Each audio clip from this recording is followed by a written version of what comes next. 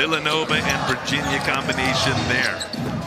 Flynn, left side, left-handed dribble, takes it, left-handed scoop, and one. Getting back in transition, Malachi Flynn, the Austin Spurs leading scorer, going to work. Bouye, again, another three, another hit. And leading the Spurs to a 15-0 lead against Rio Grande Valley. Malachi Flynn off the deflection. Here he comes. Got Osifu in the middle of the lane. Goes out to Bouye. Can he make it 4 for 4? Yes, he can. He hit the first 4 shots he took, 3 of them from beyond the arc. And there's Duke Jr.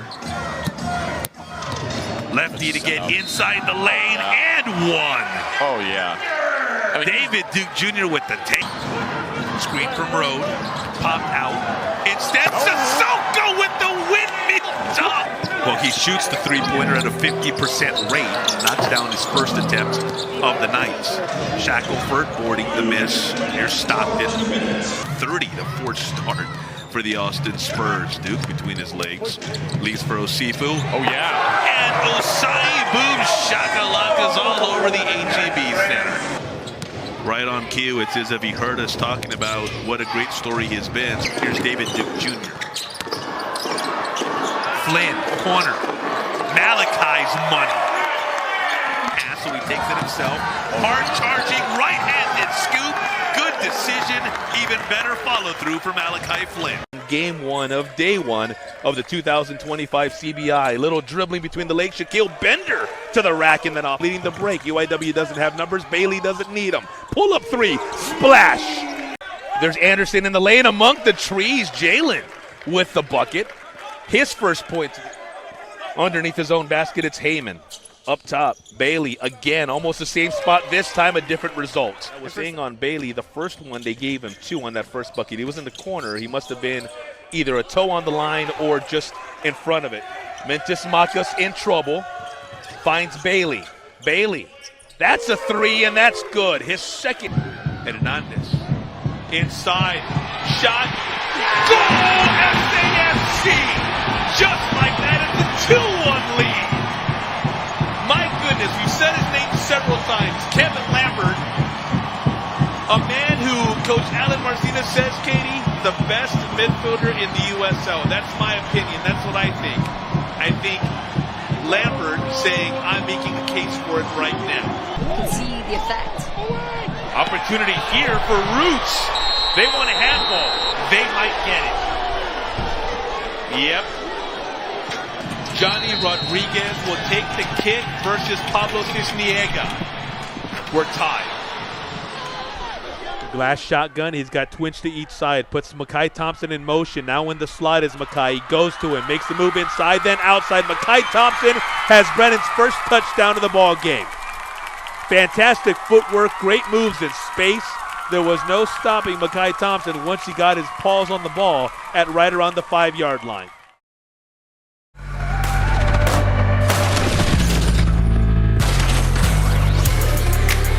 The Spurs are back, and so is Victor Wembanyama, and so is Devin Vassell. A very, very good evening as we welcome you into Spurs Live, presented by Academy Sports and Outdoors. The Silver and Black return from a 3-game road trip. They wrapped with that win in Golden State. So after losses in Houston and Sacramento, why to bounce back against the Warriors? So what do you say? Let's do it again. And like Saturday, Golden State going to be without Steph Curry. The future Hall of Famer going to miss tonight's ball game. He rolled his ankle in a loss to Chicago on Thursday. MRI coming out clean, but the Warriors taking these couple of days as a precautionary note, seeing how that ankle responds. For the Spurs, 2 big differences from Saturday as they look to make it 2 for 2 against the Warriors and home and home. Victor Wembanyama back after missing consecutive contests for the first time. It is that kind of a matchup here at Comalander Stadium between 2 of the best teams, if not the 2 best teams in Greater San Antonio. Standing next to me, the Hall of Famer, the man for whom this stadium is named, Jerry Comalander. It's so big we had to bring him out here and analyze the action. And we're starting it off on a Friday night here on the KCWX Game of the Week because it is rivalry weekend. Tomorrow, Brennan and Stevens. Tonight, Antonian and Central Catholic in a game that at one time was one of the better kept secrets in terms of the rivalries and all of Greater San Antonio. No longer a kept secret. Everyone knows. And for a second straight year right here on KCWX TV, we're bringing it to you live and proud to do so. This time from Bob Betson Stadium just north of downtown. We welcome you inside the booth. You had a chance to chat with Victor since the Summer League play? Yeah, we had lunch at my house. I came back beginning of July, and I invited him to have lunch with him, his dad, and his agent. Obviously, I know Victor for a while now. He played for my French team. We won a championship together. His big sister went to my academy. His little brother, Oscar, is still in my academy right now. And so I had a good connection with them. And he wanted to come for the Spurs. It was destiny, that he came play for the Spurs. And I'm super happy for him and his family. He wanted to be here. And I'm so happy to see the city like that. The city is super excited. And I can't wait for him to get started. Speaking of destiny, you remember what your reaction was when the Spurs won the lottery? Super happy for his family, because I knew he wanted to come to San Antonio. So I was super happy for Pop and RC, because that was the plan for a long time, to try to get the #1 pick, and everybody knew it was going to be Victor. So I was happy for the city, happy for everybody.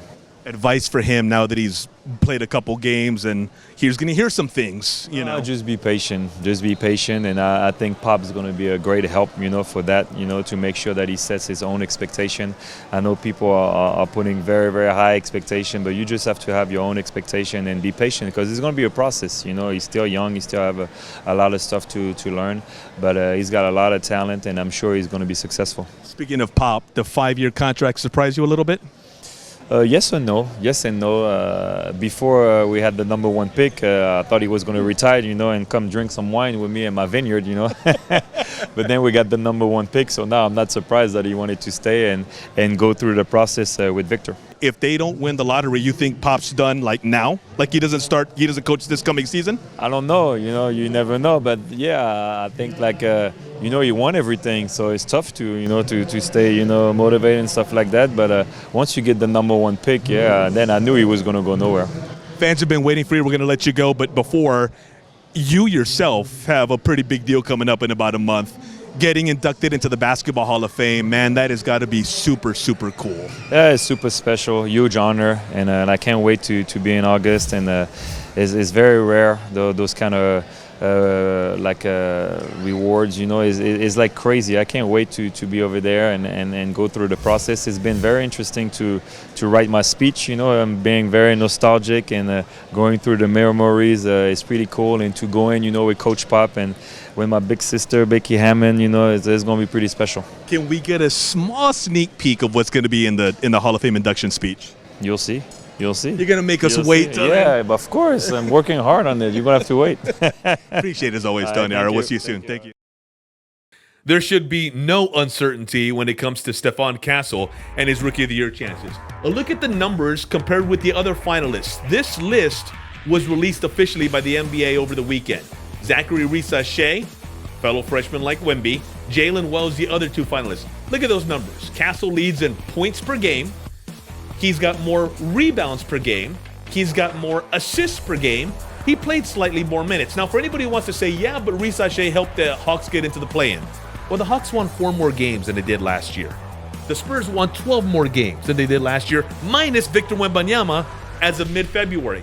The Grizzlies, they did win 21 more games, if you're looking at that as an argument for Jalen Wells. But hey, there's a caveat to that. Ja Morant missed basically all of last season. So him being back is the reason they won 21 more games than last year, as opposed to that falling heavily on Jalen Wells' shoulders. So the numbers beyond the numbers, they suggest, Bobby, there is no doubt, the debate should end at Stephon Castle, in my view, being the 2024-25 NBA Rookie of the Year.